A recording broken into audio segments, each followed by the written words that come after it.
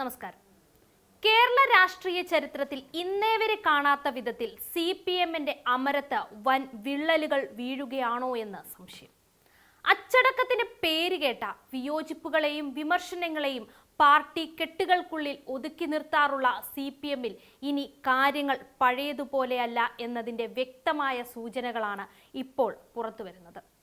വർഷങ്ങളായി പാർട്ടിയിലും ഭരണത്തിലും ഒരൊറ്റ നേതാവിന്റെ തികഞ്ഞ സർവാധിപത്യമാണ് നമ്മൾ കണ്ടത്.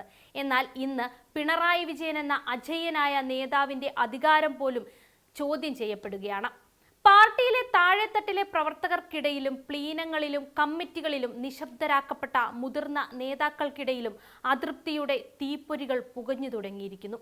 ഇത് കേവലം ഒറ്റപ്പെട്ട ഒരു പ്രതികരണമല്ല, മറിച്ച് CPM-ലെ നിർണായകമായ ഒരു നേതൃമാറ്റത്തിന്റെയോ അതോ പാർട്ടിയുടെ അതിജീവനത്തിനുള്ള ഒരു അടിയന്തര അഴിച്ചുപണിയുടെയോ ആരംഭമാകാം. ഈ വിഷയമാണ് ഇന്ന് അന്വേഷി ന്യൂസ് വിശകലനം ചെയ്യുന്നത്.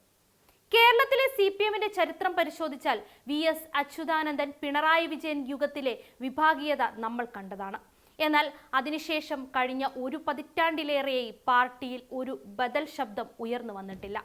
പാർട്ടി സെക്രട്ടറി സ്ഥാനത്തു നിന്നും മുഖ്യമന്ത്രി പദവിയിലേക്ക് പിണറായി വിജയൻ വളർന്നപ്പോൾ പാർട്ടിയും സർക്കാരും ഒന്നായി മാറുന്ന കാഴ്ചയാണ് നമ്മൾ കണ്ടത്. എന്നാൽ ഇത്തരത്തിൽ അധികാരം ഒരൊറ്റ വ്യക്തിയിലേക്ക് കേന്ദ്രീകരിച്ചതാണ് ഇന്ന് പാർട്ടി നേരിടുന്ന ഏറ്റവും വലിയ തിരിച്ചടി.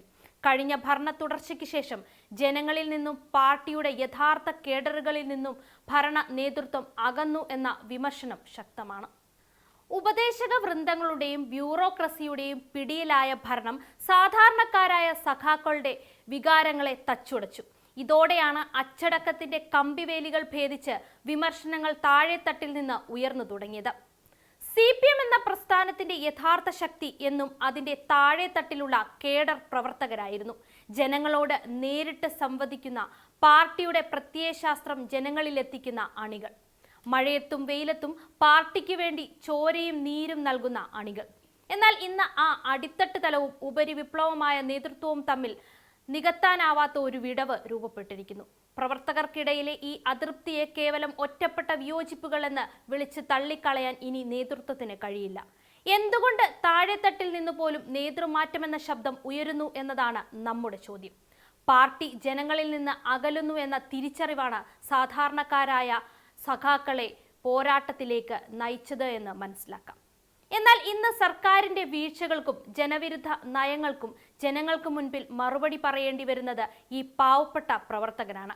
വോട്ടർമാരുടെ ചോദ്യങ്ങൾക്ക് മുൻപിൽ ഉത്തരം മുട്ടുമ്പോൾ പാർട്ടി വഴിമാറി സഞ്ചരിക്കുന്നു എന്ന യാഥാർത്ഥ്യം അവർ തിരിച്ചറിയുന്നു. ഒരു വശത്ത് നിലവിലെ പിണറായി യുഗത്തിന് അന്ത്യം കുറിച്ച് പുതിയൊരു നേതൃത്വത്തെ ഉയർത്തിക്കാട്ടേണ്ടത് പാർട്ടിയുടെ നിലനിൽപ്പിന് അത്യാവശ്യമാണെന്ന് ഒരു വിഭാഗം വാദിക്കുന്നു.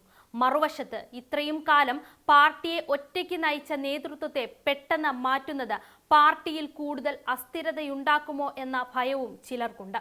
എന്നാൽ അണികളുടെ അമർഷം നിയന്ത്രണാതീതമായാൽ നേതൃമാറ്റം എന്നത് ഒരു തെരഞ്ഞെടുപ്പല്ല, മറിച്ച് അനിവാര്യമായ ഒരു യാഥാർത്ഥ്യമായി മാറും. മറുവശത്ത് സീനിയർ നേതാക്കളുടെ അവസ്ഥയും വ്യത്യസ്തമല്ല. പാർട്ടി തീരുമാനങ്ങൾ എടുക്കുന്നതിൽ തങ്ങൾക്ക് പങ്കില്ലെന്ന ഭാവം മുതിർന്ന നേതാക്കളിൽ ചിലരെങ്കിലും പങ്കുവെക്കുന്നുണ്ട്. പോളിറ്റ് ബ്യൂറോ തലത്തിൽ പോലും വിയോജിപ്പുകൾ ഉന്നയിക്കാൻ സാധിക്കാത്ത വിധം പിണറായി ഫാക്ട് പാർട്ടിയെ നിഴലിലാക്കിയിരിക്കുന്നു. കേരള രാഷ്ട്രീയത്തെ സംബന്ധിച്ച് ഇതൊരു നിർണായക ഘട്ടമാണ്. ഭരണ തുടർച്ചയുടെയും അധികാര കേന്ദ്രീകരണത്തിന്റെയും ദിശയിൽ നിന്ന് CPM എന്ന പ്രസ്ഥാനം വഴിതിരിയേണ്ട സമയമായിരിക്കുന്നു. എന്നാൽ തെരഞ്ഞെടുപ്പുകളിലെ അപ്രതീക്ഷിത തിരിച്ചടികളും ഭരണത്തിലുള്ള ജനരോക്ഷവും വർദ്ധിച്ചതോടെ തഴയപ്പെട്ട മുതിർന്ന നേതാക്കളും അണികളും ഒന്നിക്കുകയാണ്. പാർട്ടി നിലനിൽക്കണമെങ്കിൽ ഈ ശൈലി മാറിയേ തീരൂ എന്ന വാദം ഇന്ന് ഏതെങ്കിലും ഒരു വ്യക്തിക്കെതിരെയുള്ള വിമർശനമല്ല, മറിച്ച് പ്രസ്ഥാനത്തിന്റെ നിലനിൽപ്പിനായുള്ള നിലവിളിയാണ്. CPM ഇപ്പോൾ നിലനിൽക്കുന്നത് ഒരു വൻ ചരിത്ര കാവലിലാണ്. ഇവിടെ രണ്ട് സാധ്യതകളാണ് പാർട്ടിക്ക് മുൻപിലുള്ളത്. ഒന്ന്, അനിവാര്യമായ നേതൃമാറ്റം.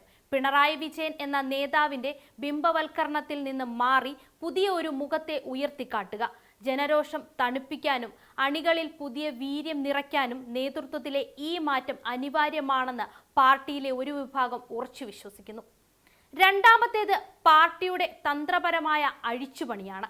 CPM-ന് എക്കാലത്തും പ്രതിസന്ധികളെ മറികടക്കാനുള്ള ഒരു പ്രത്യേക ശേഷിയുണ്ട്.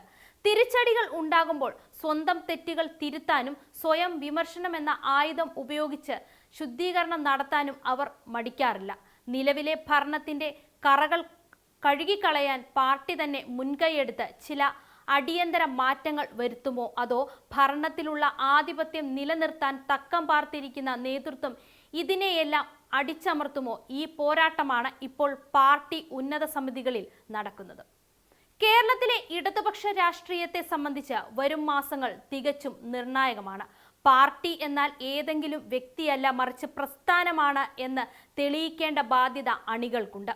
അധികാരത്തിന്റെ ധാർഷ്ട്യവും അണികളുടെ അതൃപ്തിയും തമ്മിലുള്ള ഈ പോരാട്ടത്തിൽ ആര് ജയിക്കും എന്നതിനെ ആശ്രയിച്ചിരിക്കും കേരള CPMന്റെ ഭാവി. വരാനിരിക്കുന്ന ദിവസങ്ങളിൽ കൂടുതൽ വിയോജിപ്പുകൾ പുറത്തുവരുമോ, അതോ ബഹുജന പ്രസ്ഥാനം പഴയ പ്രത്യയശാസ്ത്ര അടിത്തറയിലേക്ക് മടങ്ങിയെത്തുമോ? ഈ ചോദ്യങ്ങൾക്ക് ഉത്തരം അറിയേണ്ടതുണ്ട്.